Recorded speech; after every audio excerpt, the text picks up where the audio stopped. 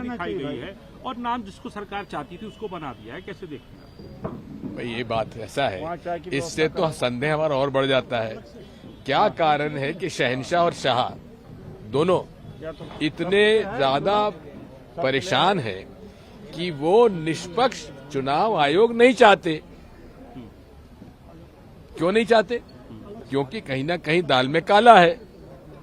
पहले किए नहीं थे क्या? सर, इसके अलावा बड़ी बात यह है कि आप लोग बार बार कह रहे हैं कि ईवीएम से हटकर बैलेट पेपर पर चुनाव होना चाहिए। आपने 2018 का जिक्र किया, मैं साक्षी था उस बात का। गुलाम नबी आजाद साहब तब कांग्रेस में थे, उसको उन्होंने सेकंड किया था। वो अब क्या है कि अब यहाँ पे प्रेस कॉन्फ्रेंस हो रही है, एआईसीसी में प्रेस कॉन्फ्रेंस क्यों नहीं होती? राहुल गांधी जब खुद कह रहे हैं, या बुद्धा इंडिया पार्टी से क्यों नहीं बनता कि बैलेट पेपर पे हम लोग चाहते हैं चुनाव?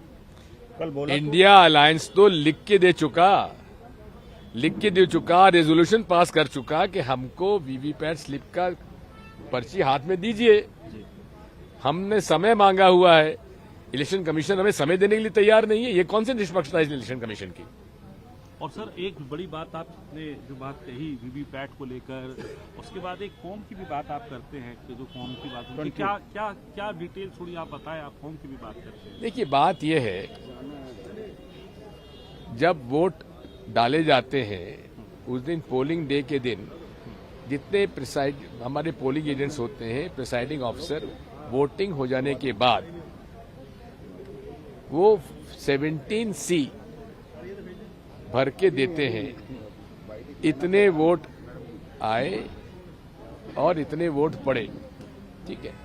वो रजिस्टर 17A रजिस्टर अलग होता है जिसमें आप दस्तखत करते हैं, उसका फिगर और कंट्रोल यूनिट का फिगर बराबर होना चाहिए, दोनों का।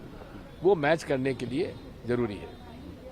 और क्या वीवीपैट को लेकर आपकी? हमारा ये है कि वीवीपैट मशीन को अगर करना ही है तो बैलेट यूनिट का कनेक्शन आप वीवीपैट में मत करिए, बैलेट यूनिट का करिए कंट्रोल यूनिट में, सीयू में करिए। और सीयू में सीधा फिर संदेश जाना चाहिए वीवीपैट में, ताकि हमारी मंशा जो है वो रिकॉर्ड वहां होनी चाहिए ना। हमको तो भरोसा किसी वीवीपैट पे नहीं है। अगर आपको वीवीपैट पे ही ईवीएम से कराना है तो हमको पर्ची हाथ में थमा दीजिए। जैसा कि बाबरिया जी ने कहा है, ईवीएम की पर्ची हमारे हाथ में,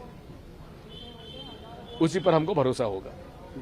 आखिरी सवाल सर, अगर नहीं होता है तो जैसे आपने कहा कि 2019 का जो जनादेश था वो जनादेश में कंप्यूटर आदेश था। बिल्कुल, तो सॉफ्टवेयर आदेश था, ईवीएम मैंडेट था। हाँ। आप अगर 2024 में भी ऐसी चीजें होती हैं तो क्या आप यही मानेंगे इसको, या ऐसा भी कोई विचार है कि आने दीजिए नतीजे, देखते हैं।